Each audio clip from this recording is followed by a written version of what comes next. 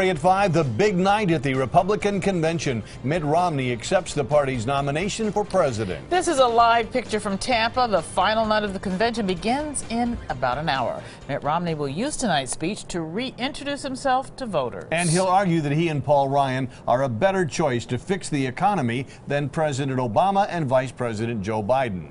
Romney will have a new stage when he speaks tonight. There's a new podium, and it's 12 feet closer to the audience. Romney had his walkthrough late this afternoon, checking out the stage and adjusting the teleprompter.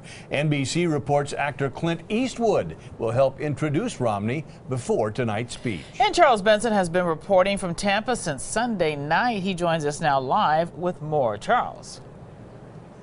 And we were on the floor when Mitt Romney did his walkthrough with Paul Ryan. What did Paul Ryan do the day after his big speech? Well, he went to church this morning with his family. He also talked with NBC's Brian Williams about Romney's speech tonight.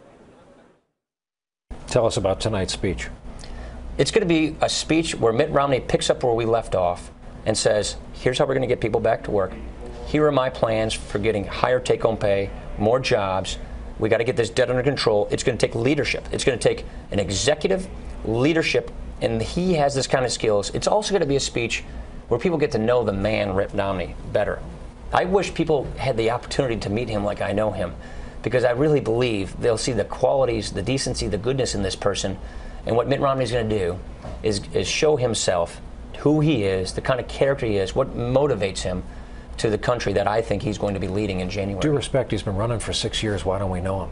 Well, he hasn't given this kind of speech before.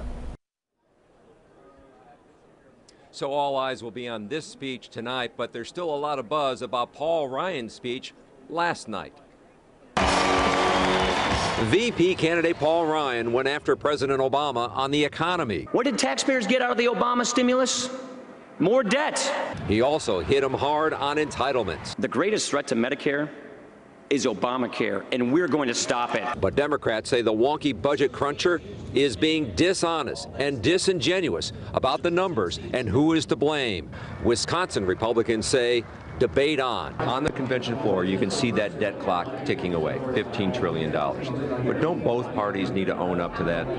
Oh, absolutely. The difference is today is that the spending has been on steroids. We come from the same neighborhoods Democrats come from, and Paul Ryan, and we all want the best for everyone. We just don't sincerely believe everybody can have everything. You can see Mitt Romney on the stage. He's doing a practice here. They built a whole new set for his big speech tonight. It's supposed to be a more intimate setting. Mrs. Romney tells me her husband has changed since Paul Ryan was added to the ticket. I see Mitt more relaxed when he's near with Paul. I see him energized when he's with Paul. So I think he's brought out the best in Mitt. And there will be another Wisconsin connection here tonight. Cardinal Dolan, the former Milwaukee Archbishop, will be saying a prayer here tonight. On your side, live at the Republican National Convention in Tampa, Charles Benson, today's TMJ4. Charles, you've been tweeting a lot during this convention. How big is social media down there?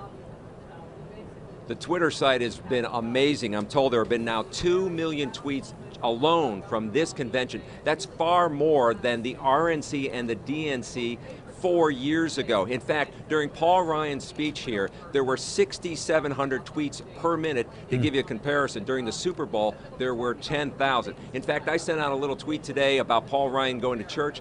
That created a little buzz here. So it's all the rage out here, Mike and Carol. All right, Charles Benson joining us live down in Tampa.